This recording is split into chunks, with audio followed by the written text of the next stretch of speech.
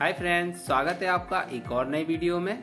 आज हम आपको सिखाएंगे कि सेमी ऑटोमेटिक वॉशिंग मशीन को आप किस तरीके से इजीली क्लीन कर सकते हैं। तो देखिए, सबसे पहले इसके लिए आपको एक स्क्रू ड्राइवर चाहिए होगा, माइनस होना चाहिए इसका पॉइंट। तो यहाँ पे ये जो कट है, यहाँ पे इसको नहीं छेड़ना है। इसके दूसरी जगह पे आप देखेंगे ये जगह, ये और ये। तो यहाँ पे देखेंगे ये जो स्क्रू ड्राइवर का माइनस वाला सिरा इसमें अंदर घुसाएंगे और हल्का सा घुमाएंगे तो ये इजिली मूव हो जाएगा। इसमें एक अंदर स्क्रू लगा हुआ है, उसको भी आप इसकी सहायता से खोल सकते हैं और इसको आप इजिली ऊपर उठाएंगे, ये इजिली मूव हो जाएगा। देख सकते हैं आप इसमें कितनी सारी गंदगी है। अब हम इसको क्लीन करेंगे। देखिए ये क्लीन हो चुका है। हम इसको वापस से उठाएंगे और इसको एज इट इज फिक्स कर देंगे।